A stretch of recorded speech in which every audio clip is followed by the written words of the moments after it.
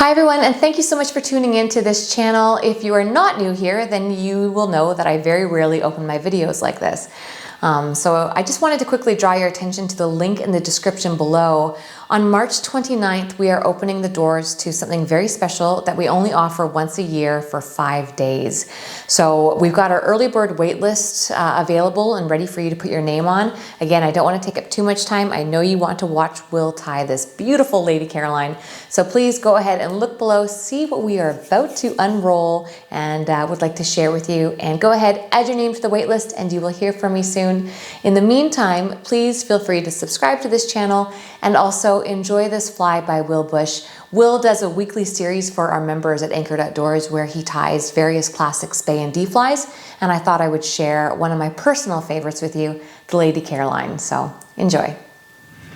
In this tutorial, we're going to teach you how to tie the Lady Caroline. The Lady Caroline was reputedly originated by the famous gilly Geordie Shanks, who was the gilly at Gordon Castle in the late 1800s, early 1900s. And the fly was named after Lady Caroline Gordon Lennox, who was the daughter of the Duke of Richmond. We don't know this for sure, but that's the information that we have today. So the Lady Caroline list of materials is, of course, the bronze mallard. So we need an identical pair of medium bronze mallard flank feathers. You don't want to get too big because, of course, you want the length of the fibers to be about the length that you need to go right up to the back of the head there. You don't ever want to tie in the middle of the feather. You always want to tie it in right close to the stem.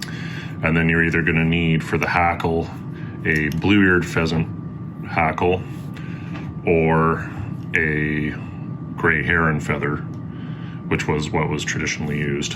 And the hook that we're going to use is, you can either use a partridge CS10-1 if you can find one, or the great blue heron spay hook in a number 3, or the partridge equivalent is number 1. This is an excellent size for fishing. We don't want to get too big, and it's a little hard on the fish. And we're going to need our Lagarton fine silver oval, and we're going to need our Lagarton medium gold oval, and our Lagarton flat medium gold. And then for the body, you're going to need a olive green mohair, or originally it was a gray mohair mixed with a olive green mohair, so I just generally use uni yarn. It's one of the most versatile body materials out there.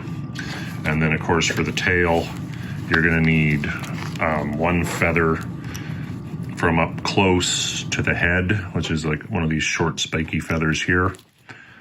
You're going to need that for the tail, and then down towards the back of the bird, towards its legs, you're going to need one of the longer feathers for the throat. And there we have it. Okay, Lady Caroline, start to finish. Start by wrapping our thread nice and evenly.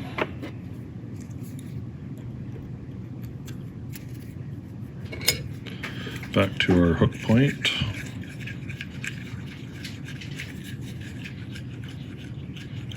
Or almost to our hook point.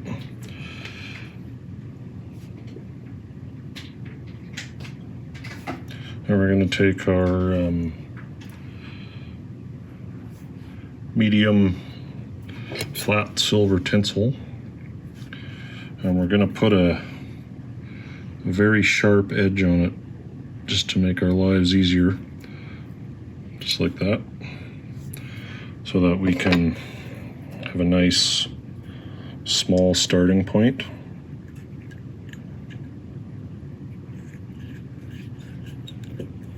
Just like that. Now, on the silver tinsel tags, or any tinsel tags, I always put a little dab of glue underneath them for fishing flies so they can take a little bit more abuse.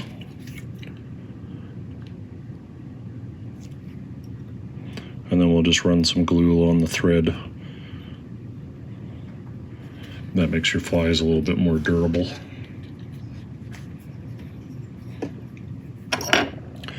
Now we'll just wrap our flat tinsel side by side, going backwards.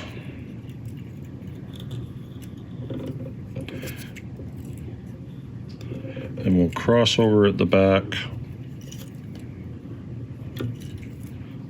And then we'll wrap back to where our thread is. And then we're going to unwrap what we used to tie it down with in the first place. And then we're going to tie it off.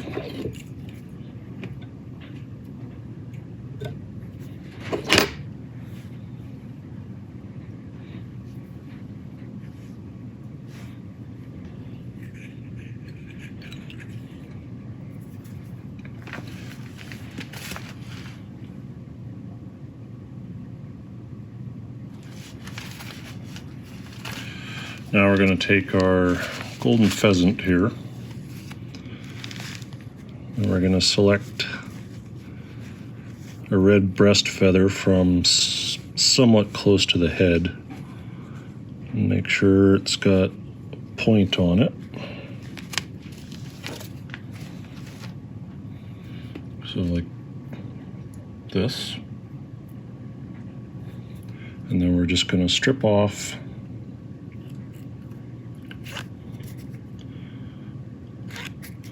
bottom of it so that we have about that much left. Then we're going to tie it on the bare stem, and then we're just going to gently pull it through till it goes just past the bend of the hook, and then we're going to give it a little pull, and that gives it that nice flare.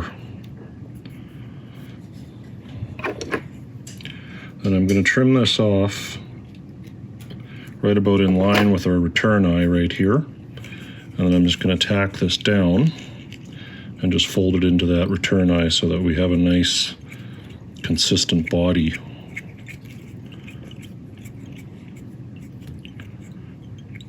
When we go to wrap it. Now, most spay flies, the Lady Caroline in particular, have 3 ribs. Some of them have 4, some of them have 2, but the majority of classic spay flies you're going to find have 2 to 3 ribs on them. So I like my oval tinsel to trail my flat tinsel, so I'm going to tie that in on the bottom. And then I'm going to tie the flat end next to it.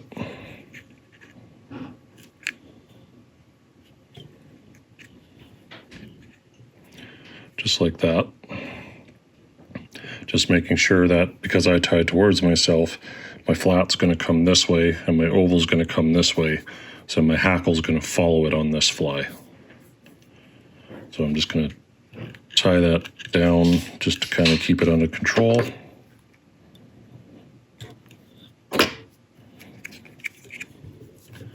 And flip it over. Now I'm going to take my fine silver tinsel and tie it in on top and run it all the way back to the tail. Now on this particular fly, the tinsel actually crosses, the fine tinsel actually crosses over the other 2 ribs to secure our hackle. So in this case, our hackle is going to follow directly behind the oval silver tinsel. Now hackles on spay flies, if they're not spaycock, like if you're using heron generally starts from the second turn of tinsel at the back. Spaycock usually starts right at the back, and the Lady Caroline usually calls for a gray heron. So what we're going to do, we're going to tie our olive gray wool yarn onto the body, and tack it all the way down up to the front. And we're just going to build up our thread here so we have a nice even body when we go to do this.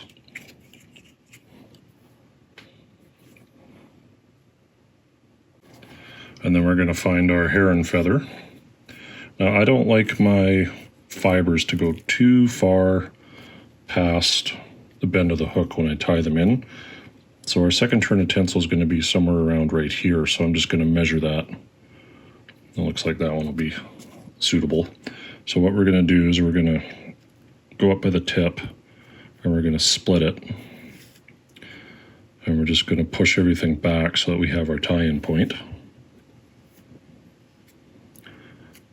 I don't fold the hackle. I fold the hackle as I'm tying it in. I find that's easier. So now that we have that prepped, we're going to start wrapping our body.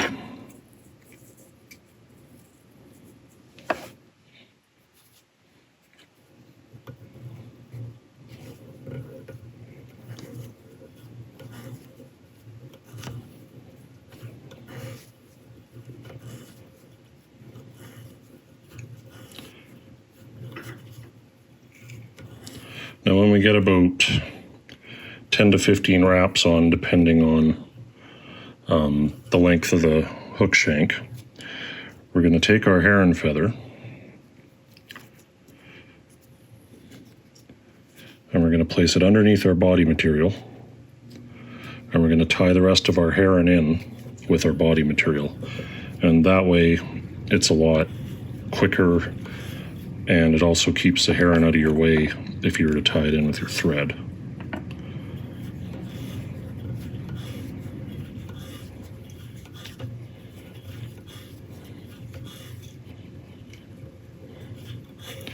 And to keep the body uniform, you always follow it all the way up to where your throat's going to start.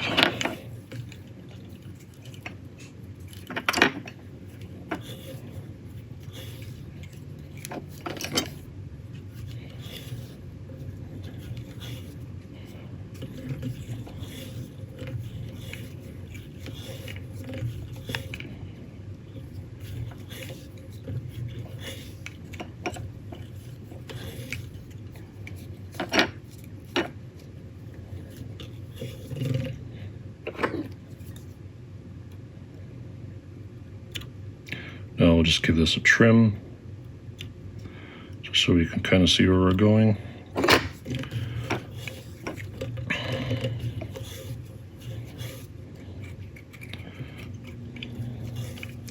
And you always want to leave just a little bit more room for your head and your throat than you think you need. So probably about there is going to be enough. So now we'll tie that off. And I always tie my materials off on the underside, just to keep bulk away from the top, to stay out of the way of the wings.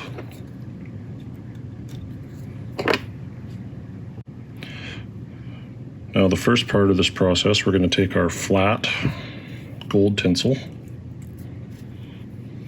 and there's our first wrap, and we want it to go just over top of where we tied our heron in. And then next one, and next one. And spay flies generally call for 3 to 5 turns for the rib. So in this case, we're going to have about 4.5. Now I always leave the tag end there until I'm done the next rib, just to make sure that we don't have to move anything. Because if you clip it off, then you can't move it again. Okay, so now our oval is going to follow our flat.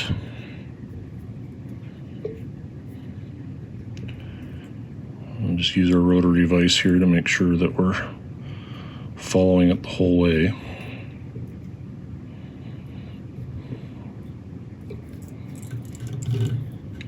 Just unwrap those couple there that we did so we don't have an excess of thread at the front.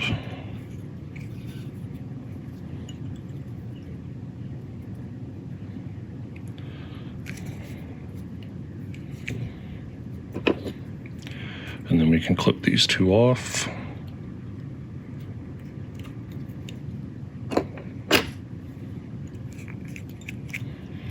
And now our hackle, and it just follows neatly in behind our oval. And we're just going to use our finger just to kind of fold over the fibers as we go.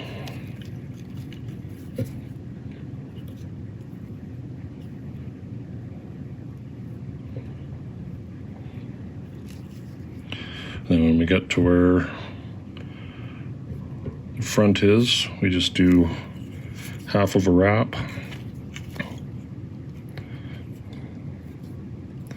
And tie it off. Just be careful not to trap excess fibers when you go to tie it off.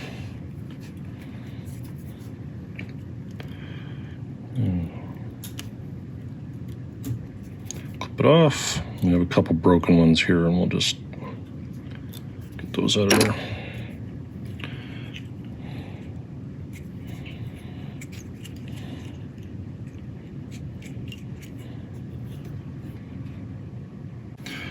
Now with our counter hackle, it's always a good idea to do a few extra wraps because we're going to be going the opposite direction, and then we don't want to accidentally undo our hackle. So we're just going to preen everything down with our fingers. And then we're going to take our fine silver oval.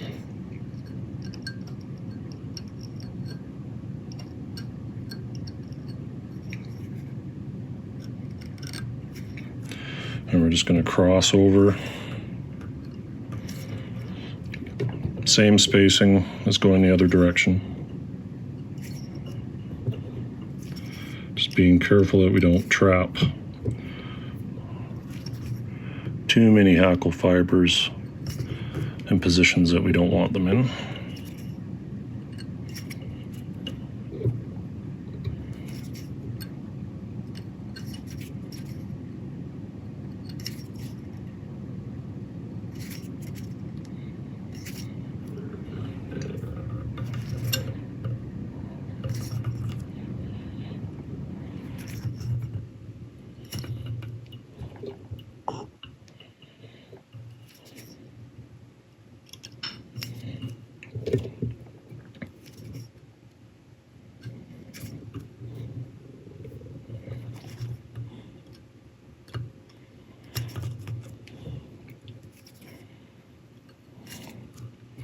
Now, it's always important to cross your rib over top of your hackle in case the fish's teeth break your hackle.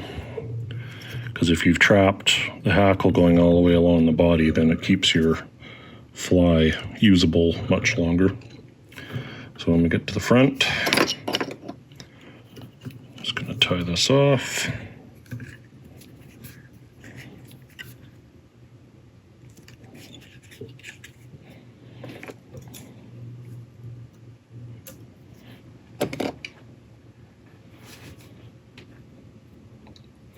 Now you're always going to have a few unruly hackle fibers up in the top, so we're just going to grab them, just pull them off.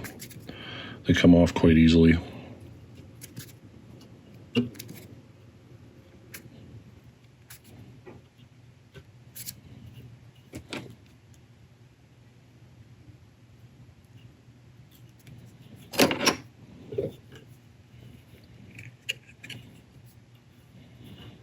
I'm just going to preen all our hackle down. Now we're going to select a nice long golden pheasant red breast feather, and we're going to get rid of all the fuzzy parts. Just strip them off. And then same as the hackle, we're going to go all the way up to the tip here. We're going to fold the fibers over.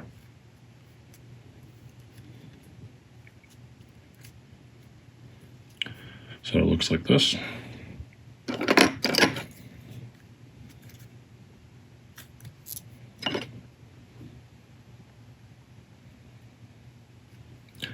And we're just going to flip the fly over and we're going to tie it in on the bottom. A few good wraps, make sure that's tacked down good. And same as before. Just going to fold it as you go.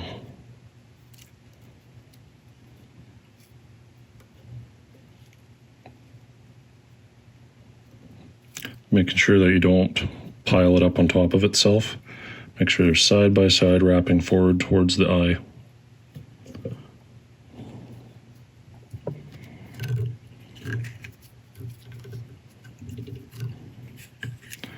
And we're just going to tie it off.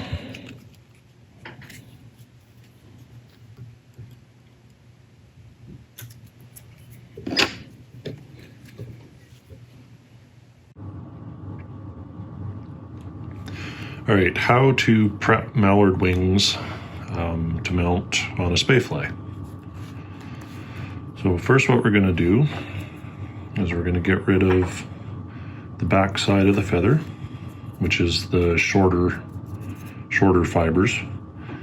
And then we're going to find on this side where the light gray area is here, we're going to stick our bodkin in and we're just going to separate it because we want our fibers to be long enough to cover the shank just to the end of the body on the spay fly.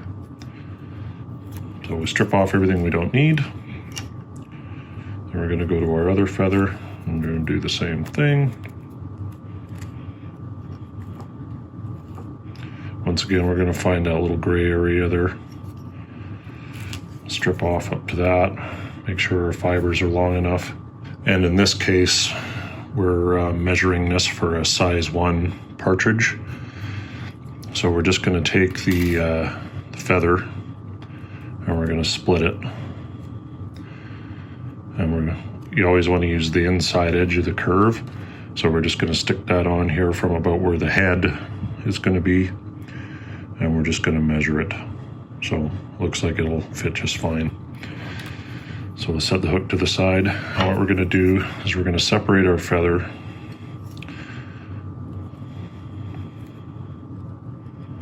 We got one out of whack there. So we're going to separate our feather so that we have a big enough chunk of it to cut in half, because each side of our mallard wing is actually 2 slips. Just going to get our scissors here. Cut that off. And we're going to cut the stem off. And then what you want is cut it in half, but you want one piece to be just a little bit bigger than the other. And the bigger one is going to be the outside one that you see on the fly, and the other one that goes underneath is going to be there to support the wing. So it's going to look like that. You're going to put the smaller piece underneath the bigger piece, and we go to tie it on. That's going to be the top edge of our wing. So what happens is, and we'll just do the other one quickly here.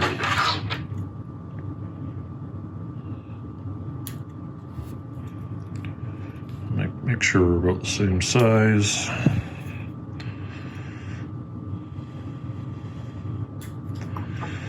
Now what's going to happen here is these 2 concaves, like these 2 concaves that we have here, they're actually going to push together on the top of the fly, and that's what makes that overturned boat look. And one of the tricks about tying in mallard is you always want to make sure you tie in your mallard on the top as close to that little piece of stem right here as possible. So you want your tie-in point to be right about here. And what that does is it uses that natural curve of the feather pushing against itself like this. And when you tie that in and you've got that thread pressure on there, it'll make that perfect overturn boat look on your fly. And that's how we do it. Now we've created a nice flat base here with our throat hackle. And we have a nice tiny little area built up here with our thread. So now we're just going to switch over to our black thread for the head.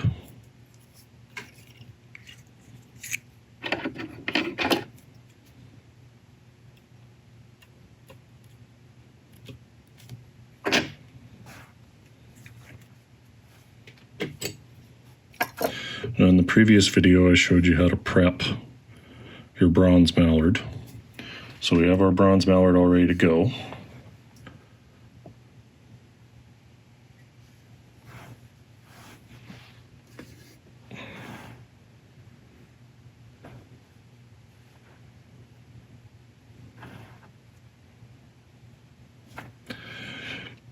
Now, as I showed you in the other video, you're going to take your smaller slip. So there was 2 from each side. You're going to take your smaller slip and you're going to put it underneath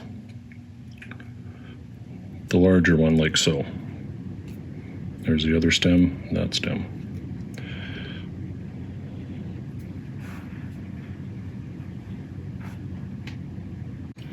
Now, in the other video that we had, we discussed on how to prep our bronze mallard for the wing. So we already have it ready to go.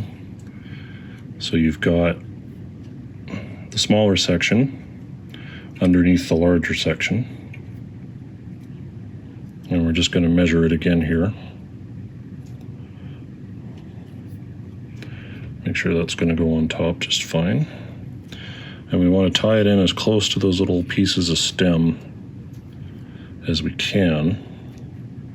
We're just going to brace it up against the hook with our forefinger and tie it on.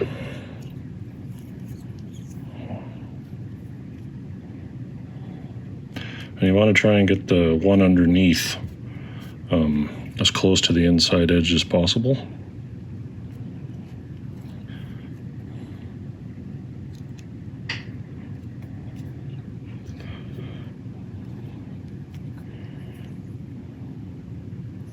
There we go.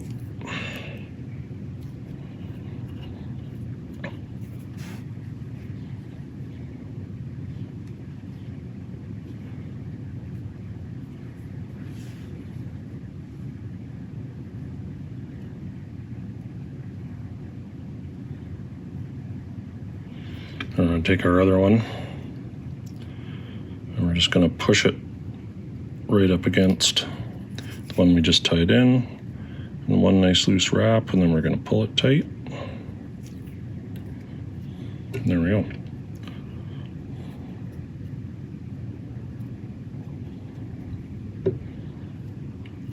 And you see how the concave with the feather pushing against each other makes that nice overturned boat look. Just put a couple of thread wraps on it. And I'm going to very carefully clip our little pieces of stem off here.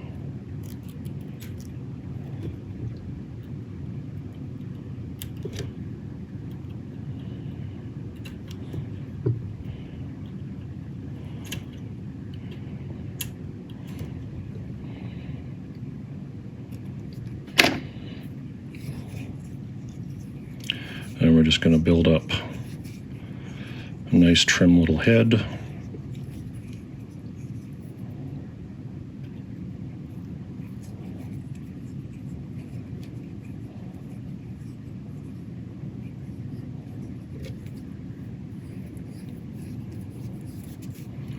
You gotta watch, sometimes this thread separates. You want to make sure that you always have a very small head on your flies so that they swim nicely in the water.